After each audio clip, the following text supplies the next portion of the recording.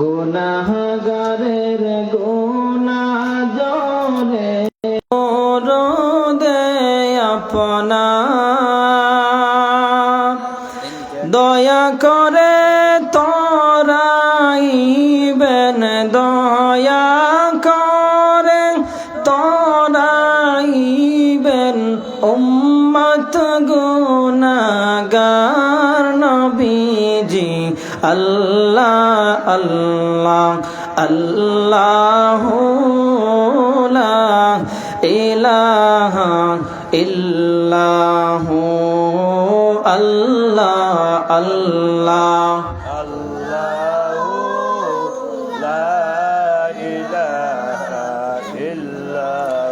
আপনাকে দেখলে নবী গো দোজখ হয় হারাম আপনাকে দেখলে নবী গো দোজখ হয় হারাম দয়া করে দেখাইবেন দয়া করে দেখাইবেন চেহারায় আনওয়ার নবীজি আল্লাহ আল্লাহ লা ইলাহা ইল্লাহু আল্লাহ আল্লাহ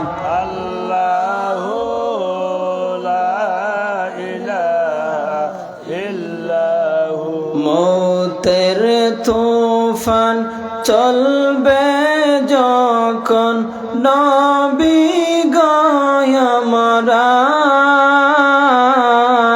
মৌতের তুফান চলবে যখন নবী গয়মরার দয়া করে তরাইবেন দয়া করে তরাইবেন হাবিব দু জাহান নবীজি আল্লাহ আল্লাহ আল্লাহু লা ইলাহা ইল্লাহু আল্লাহ আল্লাহ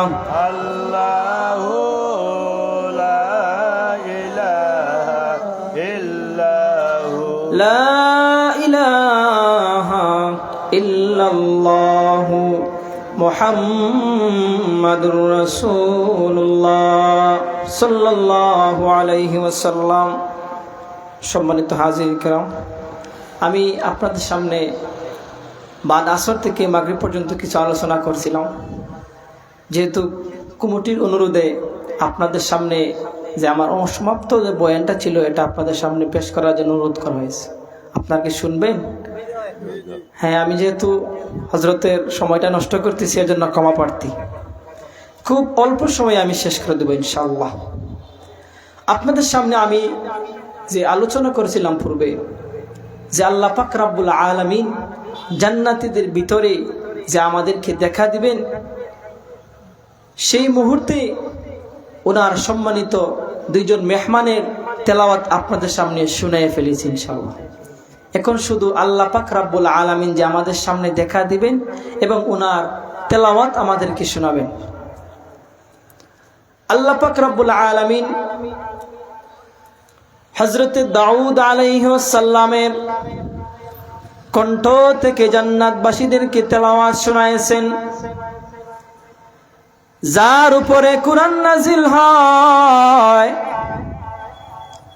যে নবীর উপরে কুরআন নাজিল হয়েছে, আপনার আমার নবী জনাব মুহাম্মদুর রাসূলুল্লাহ সাল্লাল্লাহু আলাইহি ওয়াসাল্লামের উপর দীর্ঘ 23 বছরে কুরআন নাজিল হয়।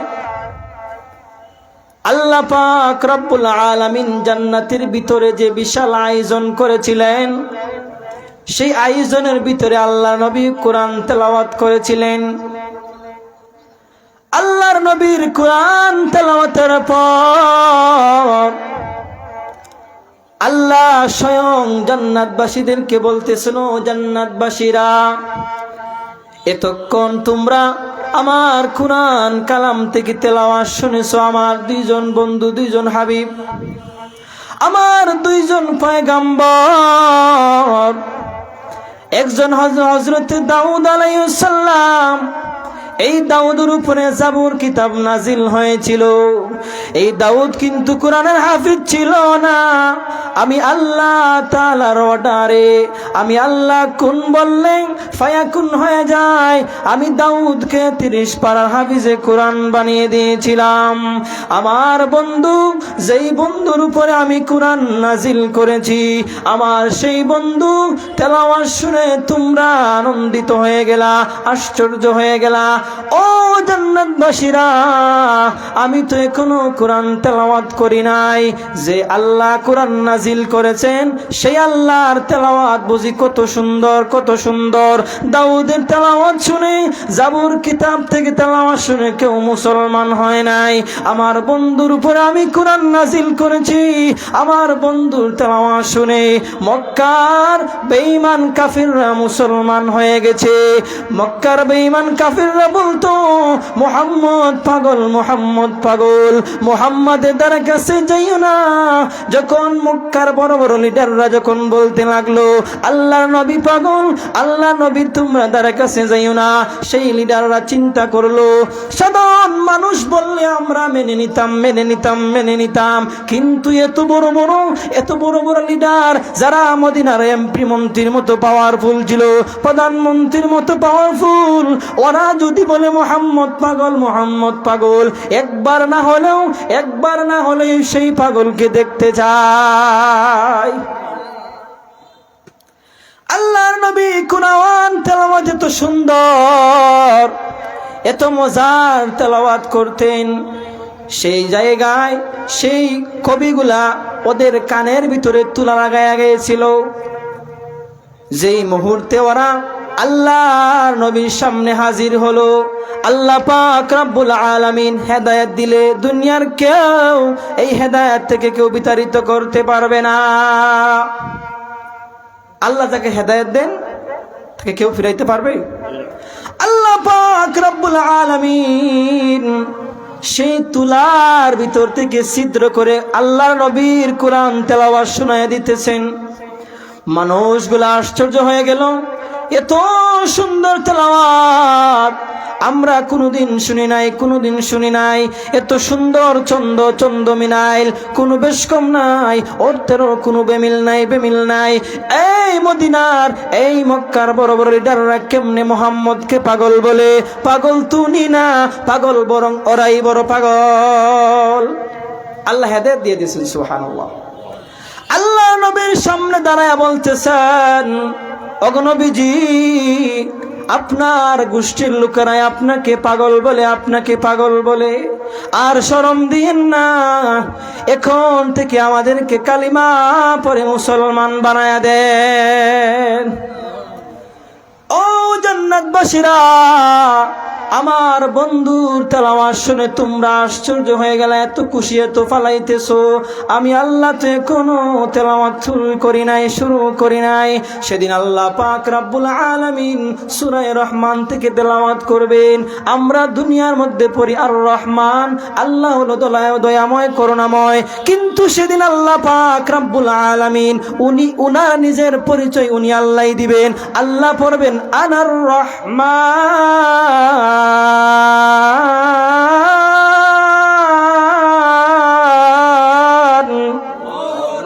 আমি হলাম রহমান, দয়ালু আল্লাহ। সেদিন আল্লাহ রব্বুল আলামিন তেলাওয়াত করবেন, তেলাওয়াত করবেন। আল্লাহর তেলাওয়াত শুনে জান্নাতবাসীরা, জান্নাতবাসীরা এত আনন্দ, এত খুশি, এত উল্লাস করবে। আল্লাহ গো, এত সুন্দর তেলাওয়াত কেমনে হয়, কেমনে হয়? আমরা জিন্দেগিতে কোনো এইভাবে আমরা ভাবি নাই, চিন্তাও করি নাই, কল্পনাও করি নাই এত সুন্দর তেলাওয়াত হবে। আল্লাহ পাক রব্বুল আলামিন বলেন, ও জান্নাতবাসীরা, ও জান্নাতবাসীরা, এত আনন্দ হইও না, তোমাদের জন্য লক্ষ লক্ষ লক্ষ বছর চলে গেছে, তোমাদের কবর নাই, তোমাদের কবর নাই। দেখবেন আমাদের ওয়াজের মধ্যে যখন কোনো বক্তাকে টুকুন দেওয়া হয়, আপনার বয়ান সংক্ষিপ্ত করেন, 5 মিনিট সময় আছে, আল্লাহ পাক রব্বুল আলামিনকেও বেহেশতের হুরুল মান্ডা আল্লাহ পাক রব্বুল আলামিনের কাছে চিঠি পাঠাইবে, আল্লাহ গো আমাদের স্বামীগুলোকে আপনি কি আর ফিরাইয়া দিবেন না, ফিরাইয়া দিবেন না? ওগো আল্লাহ, কত লক্ষ লক্ষ বছর চলে গেছে, এখনো দেখা পাইলাম না। আল্লাহ পাক রব্বুল আলামিন এই চিঠি পাওয়ার পরে সেখানেই উনার যে আয়োজন ছিল ওটা সমাপ্ত করে ফেলবেন, আর বলবেন যাও যাও তোমাদের জান্নাতে দারজির কক্ষ চলে যাও। সুবহানাল্লাহ। যেই মুহূর্তে জান্নাতের ভিতরে যার জান্নাতে প্রবেশ করবেন, ওদের হুরুগিলমানরা মালা নিয়ে দাঁড়ায়া থাকবে। আর যেই মুহূর্তে জান্নাতের ভিতরে প্রবেশ করতে লাগবে, হুরুগিলমানরা যেই মুহূর্তে চায়া থাকবে, এখানেই 40 বছর চলে যাবে। 40 বছর পর বলবে, কি ব্যাপারে হবে তাকে তাও কেন, আমাকে কি তোমরা চিনো না? ও স্বামী, তোমাকে চিনি, তোমাকে ভালোই করে চিনি। তুমি আগে যে সুন্দর ছিলে, এখন আল্লাহ তাআলার দিদার পাওয়ার পরে তোমার চেহারায় এত নূর আসছে, আগের চাইতে তুমি কোটি কোটি গুণ সুন্দর হয়ে গেছো। সুবহানাল্লাহ। যেহেতু সময় সংক্ষেপ, জান্নাতের এত লম্বা বিবরণ দেওয়া সম্ভব না। হযরত বসে আছেন, যে এক সাইডে আলোচনা করছে আর এক সাইড বাকি ছিল, যে আল্লাহ পাক রব্বুল আলামিন ইল্লা আসহাবাল ইয়ামিনদেরকে আল্লাহ বিনা হিসাবে জান্নাত দিবেন। আর একটা দল ছিল বামপন্থী, যাদেরকে আল্লাহ বাম হাতে আমলনামা দিবেন। এতক্ষণ পর্যন্ত আপনারা ডানপন্থীদের আলোচনা শুনছেন। এখন আসুন বামপন্থী কারা। এতক্ষণ তো আমরা মজা আলোচনা শুনছি, আল্লাহ আমাদেরকে দিদার দিবেন, যার আল্লাহর পক্ষ থেকে আমরা একটা সুন্দর মাজিদ নামক মাঠের ভিতরে আমরা আয়োজন দেখব, সেখানে আমরা আল্লাহকে স্বয়ং দেখতে পারবো। সুবহানাল্লাহ। এখন আসুন যে বামপন্থী, যাদেরকে আল্লাহ জাহান্নাম দিবেন, এদের আমলটা কিভাবে দেওয়া হয়। এতক্ষণ তো আমরা জান্নাতের বর্ণনা শুনেছি, আনন্দ খুশি। এখন আসুন আল্লাহ পাক রব্বুল আলামিন কিভাবে তাদেরকে আমলনামা দেওয়া হয়। বাম হাতে আমলনামা পাবেন। আমলনামা পাওয়ার পর বান্দাগুলা এত বিস্মিত হয়ে যাবে, হায়রে এই আমলনামা তো না দিলেই ভালোই ছিল, একটা সেকেন্ডও বাকি নাই, একটা সেকেন্ডের গুনাহও বাকি নাই, যা যা করেছি সব এই আমলনামার মধ্যে আছে। আল্লাহ পাক রব্বুল আলামিন সেদিন ইনসাফের বিচার করবেন। আমাদের সমাজে ইনসাফের বিচার নাই, ইনসাফের বিচার হয় না, কিন্তু আল্লাহ পাক রব্বুল আলামিন আল্লাহ নিজেই বলবেন, ও বান্দা আমি কি তোমাদের সঙ্গে ইনসাফের বিচার করতেছি না বেইনসাফি করতেছি? জাহান্নামীরা বলবে, আল্লাহ গো এমন বিচার আমরা কোনোদিন দেখি নাই। আমাদের সামনে আপনার আমাদের পিছনের গুনাহ, আমাদের গোপন গুনাহগুলা আপনি যেভাবে আমাদের সামনে এভাবে ধরে রাখছেন, আমরা কিভাবে আর মিথ্যা কথা বলবো, আমরা কিভাবে আপনার সামনে অস্বীকার করব? আল্লাহ গো আপনার ইনসাফের বিচার হয়েছে, আপনি ইনসাফের বিচার করেছেন। আল্লাহ পাক রব্বুল আলামিন বলেন, যাও যাও তাহলে ইনসাফের বিচার করেছি, তোমরা জাহান্নামে যাও। আল্লাহ পাক রব্বুল আলামিন আমার তেলাওয়াত কি আয়াতে বলতেছেন, ইন্না জাহান্নামা কানাত মিরসাদা।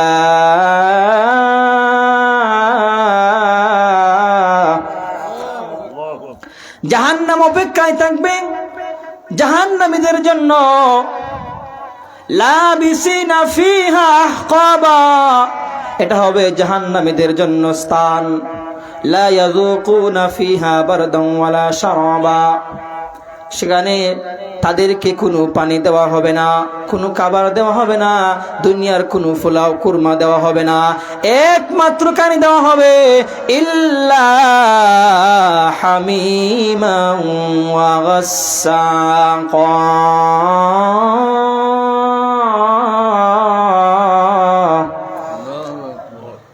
হামিমান ওয়া গাসসাকা, ফুটন্ত ফুজ গরম পানি দেওয়া হবে। এই ফুটন্ত ফুজ আর রক্ত কোথায় থেকে আসবে জানেননি আপনারা?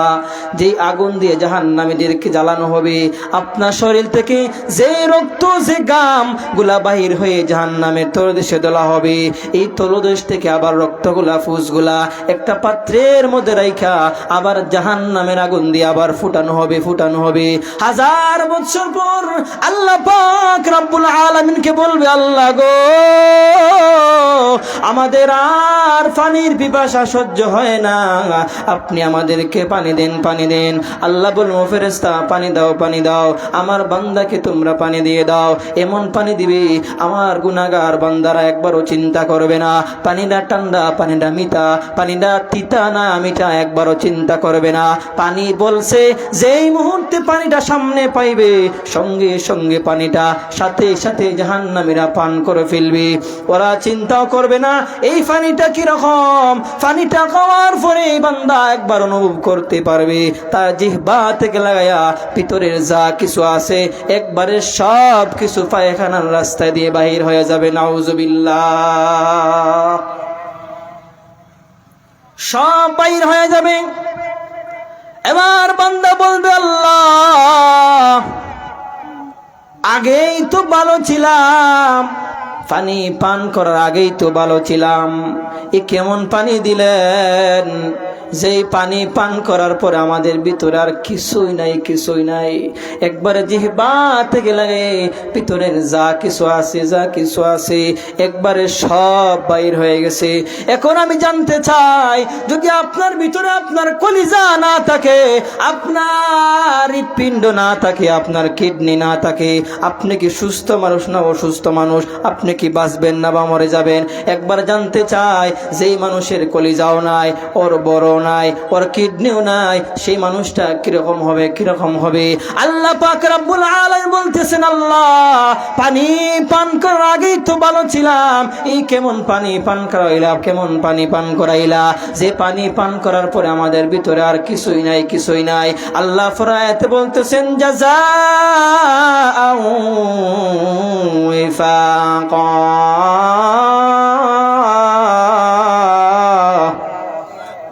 ও বান্দা আমার কোনো দোষ নাই, তুমি দুনিয়ায় থাকতে যা করেছো আমি আল্লাহ তার ফলাফল দিতেছি। এর জন্য আগেই বলেছিলাম আমাদের দুনিয়ায় থাকতেই পরকালের সামানা জোগাড় করতে হবে। বলেছিলাম কিনা? যারা আসিলেন আসরের পরে অনাই শুনেছেন। এর জন্য আমি সময় লম্বা করব না, যেহেতু হযরত আছেন। আমি যে আয়াত তেলাওয়াত করেছি সেই আয়াতগুলো আপনাদের সামনে তুলে ধরেছি, কিভাবে আমাদেরকে জাহান্নামে নিক্ষেপ করা হবে আর কি খাওয়ানো হবে আমাদেরকে। বান্দাগুলা হাজার বছরের পানির পিপাসা, এই পানি পান করার পরে আর কিছুই থাকবে না। আর আল্লাহ পাক রব্বুল আলামিন বলতেছেন, আমি আল্লাহ একটার পরে একটা শাস্তি বাড়াইতেই থাকবো। আমি এমন ফেরেশতা জাহান্নামে রেখে দিয়েছি, এখন এমন ফেরেশতা নিযুক্ত করব, যেই ফেরেশতার কান নাই, যে ফেরেশতার চোখ নাই, শুধু তোমাদেরকে পিটাইতে থাকবে। এখন বলবেন, কেন চোখ দিবেন না, কেন কান দিবেন না? হ্যাঁ, এর জন্য কান দিবেন না, যদি কান দেন তাহলে আপনার চিৎকার শুনে ওনার মায়া লাগতে পারে, কারণ মানুষের চিৎকার শুনলে সবারই মায়া লাগে। এর জন্য কান দিবেন না। কেন চক্ষু দিবেন না? চক্ষু দিয়ে যখন ওরা আঘাত করবে মায়া লাগবে। এর জন্য আল্লাহ চক্ষু দিবেন না, কানও দিবেন না। চোখবিহীন কানবিহীন ফেরেশতা দিয়ে জাহান্নামীদের জন্য আযাব আল্লাহ একটার পর একটা নির্ধারণ করতেই থাকবেন। এভাবে বলতে থাকলে সারা রাত বলা যাবে না। জাহান্নামের যে ওদের শাস্তি, এত বিশাল শাস্তি আছে, এগুলা সারা রাত বললেও শেষ করা যাবে না। এর জন্য আমি আর লম্বা করব না।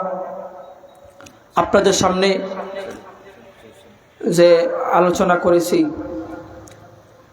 আল্লাহ পাক রব্বুল আলামিন আমাদেরকে আমল করার তৌফিক দান করুন। বলুন আমিন। এখন আপনারা বলুন, আপনারা কি জাহান্নামে যাইতে চান নাকি জান্নাতে যাইতে চান? জান্নাতের নিয়ামতগুলোও শুনাইছি, জাহান্নামের আযাবগুলোও শুনাইয়া দিয়েছি। এখন আপনাদের ডিসিশন নেওয়ার পালা। এখন সব যে জান্নাতে যেতে পারবে তা কি সম্ভব? বলেন সম্ভব? এই জন্য আল্লাহ জান্নাতও বানিয়েছেন, জাহান্নামও বানিয়েছেন। যেন আল্লাহ বলতেছেন আমি সবার জন্য জান্নাত বানিয়েছি, সবার জন্য জান্নাত বানিয়েছি। এখন বলুন সব কি জান্নাতে যাইতে পারবে? পারবে না। এখন বলুন নমরুদ জান্নাতে যাইতে পারবে? ফেরাউন, আবু লাহাব, আবু জাহেল, উতবা, সাইবা কেন যাইতে পারবে না?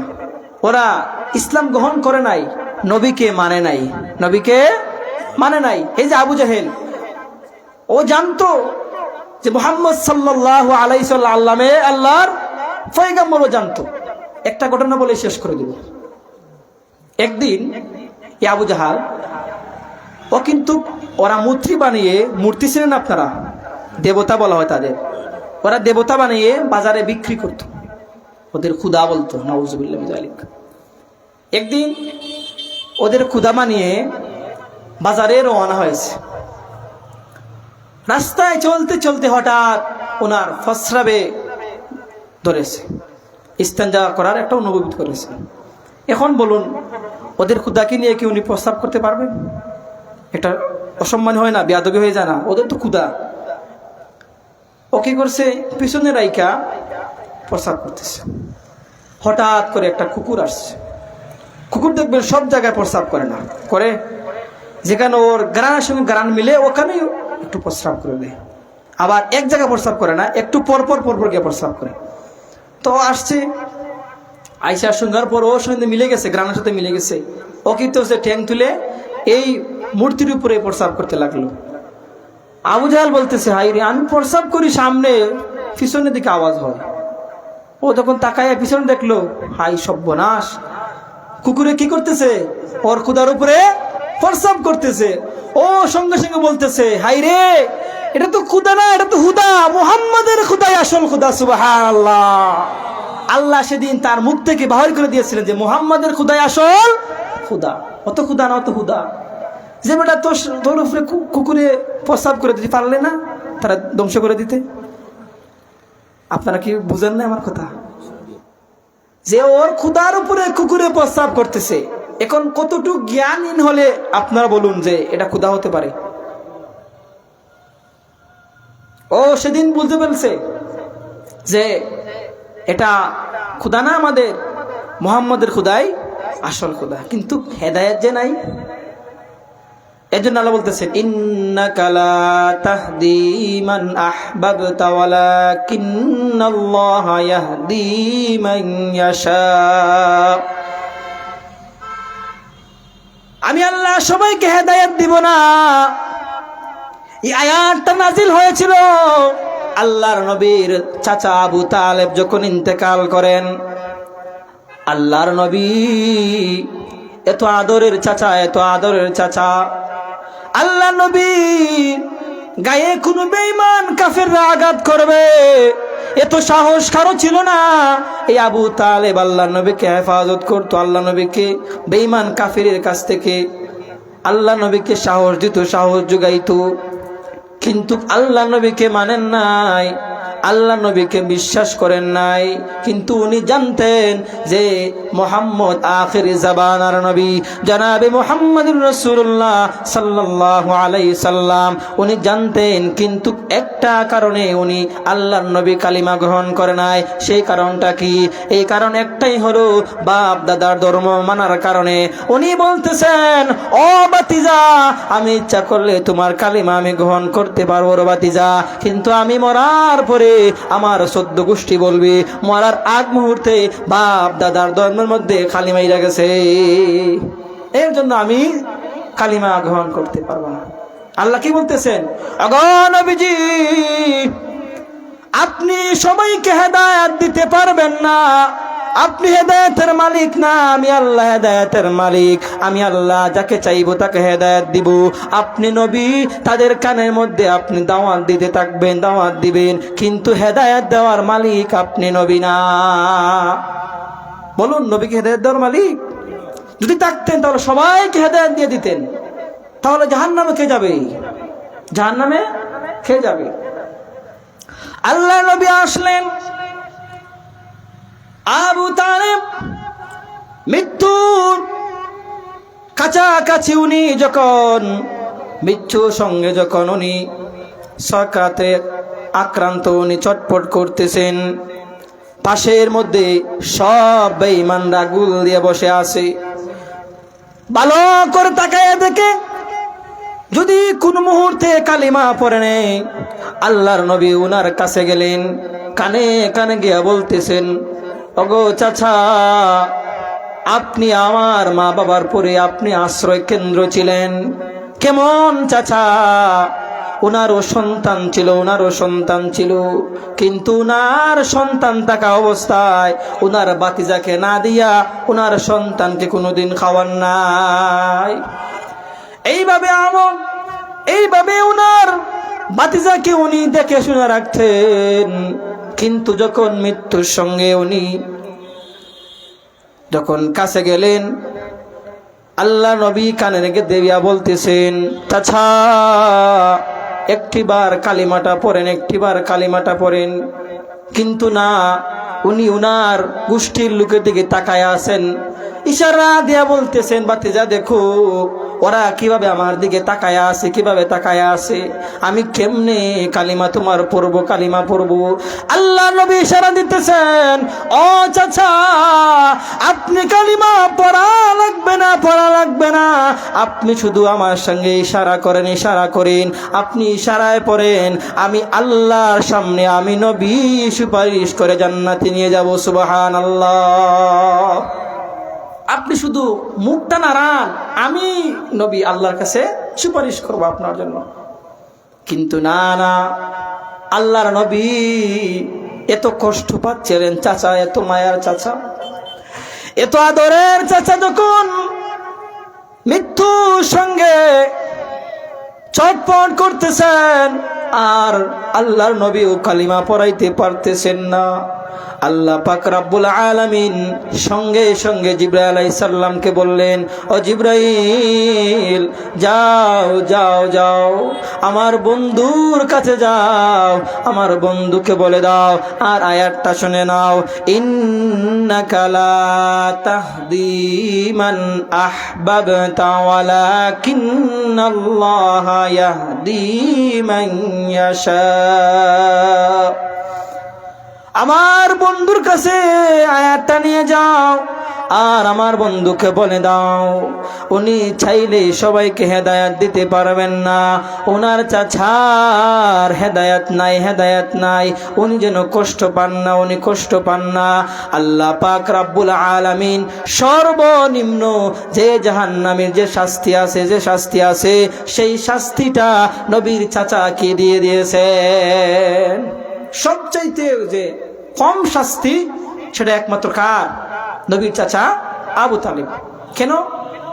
প্রশ্ন আসতে পারে যে দুনিয়ায় থাকতে আল্লাহ নবীকে উনি কুলে নিয়েছেন, অনেক সময় জড়ায়া ধরেছেন, এর জন্য আল্লাহ পাক রব্বুল আলামিন সেই শরীরকে জাহান্নাম দিয়ে আগুন দিয়ে পুরাবেন না। দেখেন, কালিমা পড়েন নাই, কিন্তু আল্লাহ নবীর যে উনার শরীর মুবারক লেগেছে, এর জন্য আল্লাহ উনাকে জাহান্নামের আগুন দিয়ে পুরাবেন না, কিন্তু জাহান্নামের যে জুতা আছে সেই জুতাটা উনাকে পরাইয়া দেওয়া হবে। জাহান্নামের কি জুতা পরাইয়া দেওয়া হবে। কিন্তু আপনাদের কাছে মনে হচ্ছে এটাই সবচাইতে আরামদায়ক শাস্তি, কিন্তু আবু তালেব বলতেছেন, না, এই জাহান্নামের জুতা আমি পরেছি কিন্তু ঠিক, কিন্তু এই জাহান্নামের জুতার তাপে আমার মাথার মগজগুলা বাতের মতো ফুটতে থাকবে। এখন বলুন, পায়ের নিচে জুতা, কিন্তু মাথার মগজ কি হচ্ছে? বাতের ছালের মতো ফুটতেছে। এর জন্যই আল্লাহ পাক বলতেছেন যে সবার জন্য কি নাই? হেদায়েত নাই। আল্লাহর নবীর এত মায়ার চাচা আবু তালেব, নবীর যে কোনো সমস্যা উনি আগে দাঁড়িয়ে যেতেন। সে আবু তালেব মৃত্যুর সময় আল্লাহ নবী কাছে, কিন্তু কালিমাটা কি করতে পারেন নাই? পড়াইতে পারেন নাই। কারণ কি নাই? ওনার কপালে হেদায়েত নাই। এই যে আজকে ওয়াজ শুনতেছেন, কষ্ট পায়েন না আমার কথায়, সব কি হেদায়েত পাবে? অনেকে আছেন ওয়াজ শুনতেছেন ঠিক, কিন্তু আমল করতে পারেন না। এই যে ওয়াজ করতেছেন, যে ফজরের নামাজটা পড়তে পারবো আগামীকাল, কোনো গ্যারান্টি আছে বলেন? সবাইকে ফজরের নামাজ পড়বে আগামীকাল? শুধু ওয়াজ শুনলে হবে না বাবারা ভাইরা, আমলও করতে হবে। ওয়াজ কিন্তু বর্তমান সমাজে কম হয় না, অনেক ওয়াজ হয়, কয়জন আমল করেন বলেন? এর জন্য আমার কথায় কষ্ট পাবেন না, আমাকে গালিও দিবেন না। আপনাদের দোয়া নেওয়ার জন্য আসছি। আপনারা আমার বাবার বয়সী বাবারা, আপনাদের দোয়া করলে আল্লাহ ফিরাবেন না ইনশাআল্লাহ। অনেক আছেন আল্লাহ তাআলার ঘর তায়াফ করে আসছেন, অনেক হাজিরাও আছেন এখানে। এর জন্য আপনাদের সামনে যা আলোচনা করেছি, আল্লাহ পাক রব্বুল আলামিন আমাকে আগে আপনাদেরকে পরে আমল করার তৌফিক দান করুন, বলুন আমিন। আমি আর সময় নষ্ট করব না, যথেষ্ট সময় নষ্ট করে ফেলেছি। হযরতও অপেক্ষা করতেছেন, যেহেতু আপনার অনুরোধে আমি এখানে বসছি, আমার এখানে বসার যোগ্যতাও তেমন নাই, আপনারা দয়া করেছেন, এজন্য আপনাদের কাছে আসছি, আপনাদের দোয়া নেওয়ার জন্য আসছি। আপনারা দোয়া করবেন আমার জন্য ইনশাআল্লাহ। দুরূদ পরে একটা দোয়া করে নেই, সাল্লাল্লাহু আলা সাইয়্যিদিনা ওয়া মাওলানা মুহাম্মদ ওয়া আলা আলিহি ওয়া আসহাবিহি ওয়া সাল্লাম। সাল্লাল্লাহু আলা সাইয়্যিদিনা ওয়া মাওলানা মুহাম্মদ ওয়া আলা আলিহি ওয়া আসহাবিহি ওয়া সাল্লাম। আল্লাহুম্মা আমিন। ربنا ظلمنا أنفسنا وإن لم تغفر لنا وترحمنا لنكونن من الخاسرين رب ارحمهما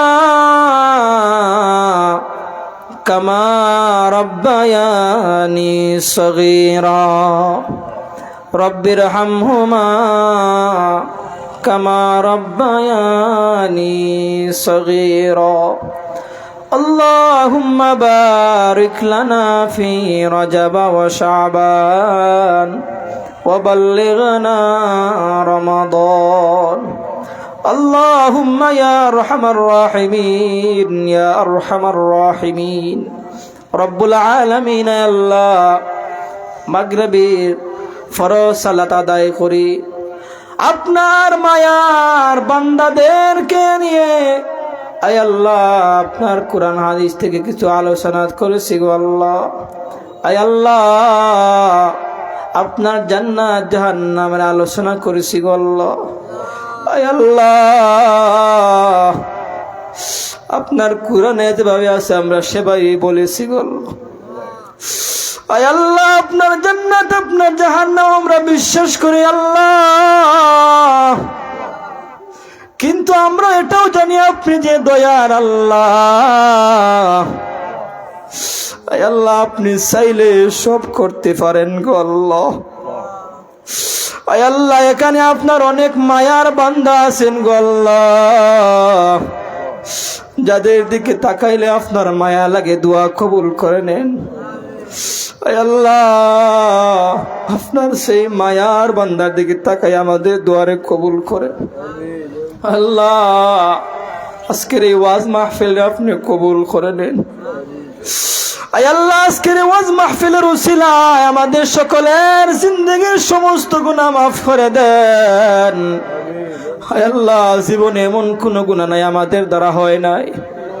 আয় আল্লাহ, প্রকাশ্যে ও প্রকাশ্যে সগীরা কবিরা, আয় আল্লাহ, দেখা না দেখা যত গুনাহ করছি গো আল্লাহ। আয় আল্লাহ, অনেকের অনেক গোপন গুনাহ আছে আল্লাহ, আপনি সেই গোপন গুনাহ আপনি প্রকাশ করে দেন না গো আল্লাহ। এমন গুনাহ হয় যে গুনার খবর শুনলে আমার মা বাবা আমার পরিবার কেউ আমাদেরকে ভালোবাসবে না, ঘৃণা করবে। এমনও গুনাহ আমাদের হয়, কিন্তু আপনি দয়াল মাবুদ, আপনি দয়াল মাবুদের খাতিরে আমাদের গুনাহগুলাকে আপনি প্রকাশ করেন না।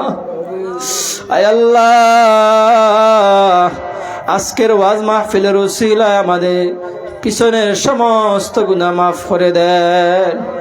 আয় আল্লাহ এই মাদ্রাসাকে আপনি কবুল ফরমান। আয় আল্লাহ এই মাদ্রাসার সাথে যারা জড়িত আছেন আল্লাহ, আয় আল্লাহ যারা শ্রম দিয়া টাকা পয়সা দিয়া সাহায্য করতেছেন আল্লাহ, তাদের সাহায্যে আপনি কবুল করেন রব্বুল আলামিন। আয় আল্লাহ এই মাদ্রাসার প্রতিষ্ঠাতা আল্লাহ আপনার এই বান্দা দুনিয়াত নাই।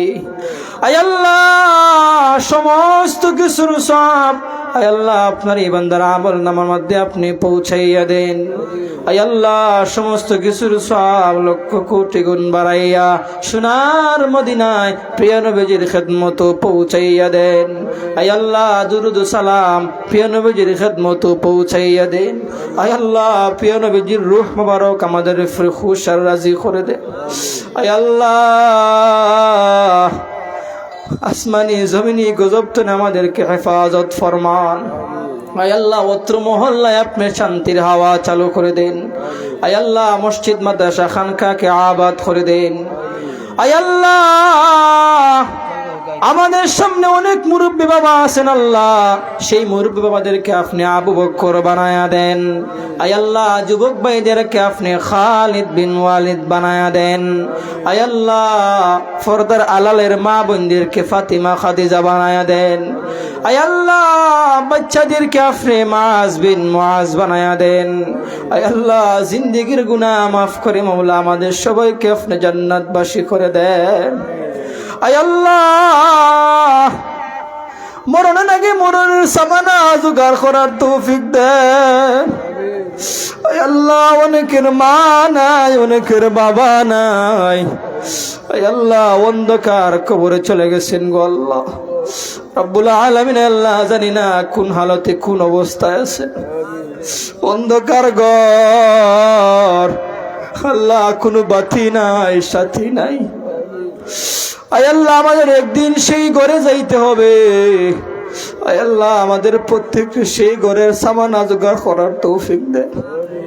প্রিয় নবীজি ফরমাইছেন যদি কোনো বান্দা কোনো উম্মত কবরের সামানা জোগাড় করে যাইতে পারে আর কবরের মধ্যে শান্তিতে থাকতে পারি, তাহলে তার জন্য হাসর বড় সহজ হয়ে যায়। আয় আল্লাহ আমাদের মরণের পরে কবরের সঙ্গে আমাদের প্রিয় নবীজির সাক্ষাৎ করে দিন গো আল্লাহ। আয় আল্লাহ আপনার বাড়ি আপনার বন্ধুর বাড়ি মেহমান বানায়েন। আয় আল্লাহ যা কিছু কইলাম মৌলা সব কিছু কবুল করে নে। আল্লাহ অনেকের মনের অনেক বাসনা আছে, অনেক চাওয়া আছে, আপনি পূরণ করেন। আয় আল্লাহ আমাদের ঘরে বাইরে আপনি শান্তি ফরমান। আয় আল্লাহ বেহফানাকে ফানা দেন, বেউসিলাকে উসিলা লাগায়া দেন। আয় আল্লাহ যখন মালাকুল মউত চলে আসবে গো আল্লাহ, আয় আল্লাহ প্রিয় নবীজির চেহারা দেখায়া দেখাইয়া আমাদের জবান দিয়ে জারি করে দিন লা ইলাহা ইল্লাল্লাহু মুহাম্মাদুর রাসূলুল্লাহ সাল্লাল্লাহু আলাইহি ওয়াসাল্লাম। আমিন। আসসালামু আলাইকুম ওয়া রাহমাতুল্লাহ।